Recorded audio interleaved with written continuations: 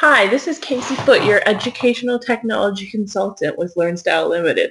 So today I'm just going to give you a quick little blog post, and I am going to go over some of the features of Read and Write that I find people miss or they just don't use as much. So I think they're great features that sometimes get forgotten.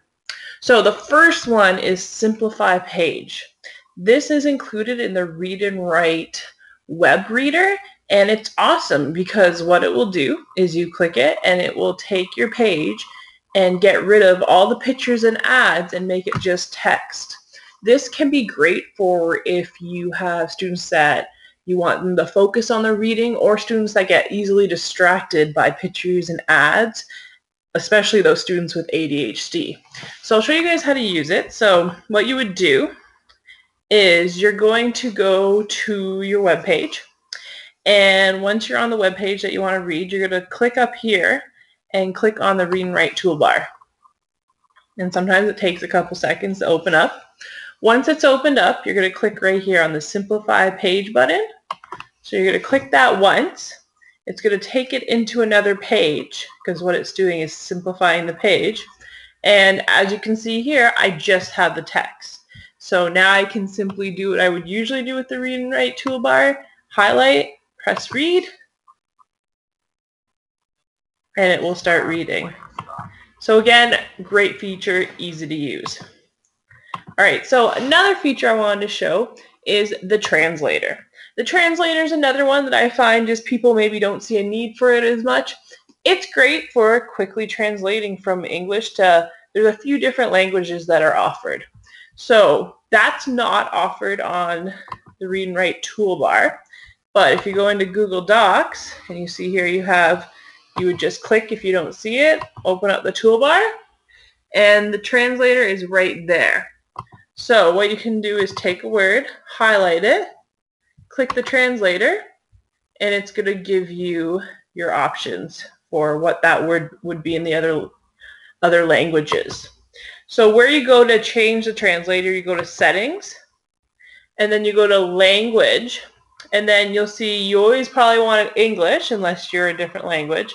And then you have two options. You have Francais for French or Portuguese. So they're pretty good. And I know being in Ontario school boards, the French translator is pretty good because I've done training at French immersion schools. Alright, so the final feature that I want to look at is the highlighters on the web.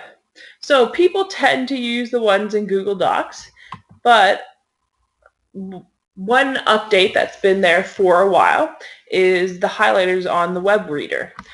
I find some people know, but a lot of people don't, so you can use them exactly like you would in a Google Doc. So again, I have similar document, but this time I'm going to use my highlighter. So what I would do is I would highlight the information I want highlighted, click on whatever highlighted color I want. So I'm going to do that for a few different sections. So you want to highlight with your cursor.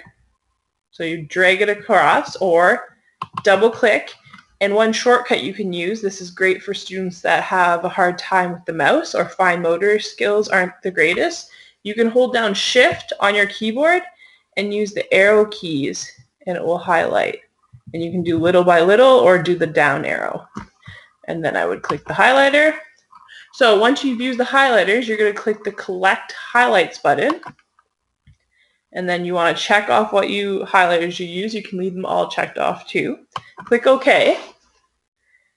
Give it a few seconds because it's collecting the highlighters.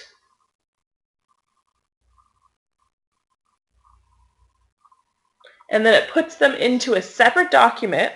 And then also it even adds a link to the website that you got those highlights from. So there's a works cited too, especially when you're working with older students that need to learn about bibliographies and works cited.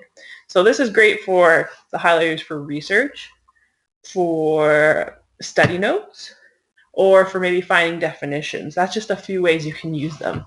So those are a few great features of Read and Write that I feel that are really great and sometimes get forgotten. Feel free if you have any questions to contact anyone at LearnStyle. Thank you and have a wonderful day.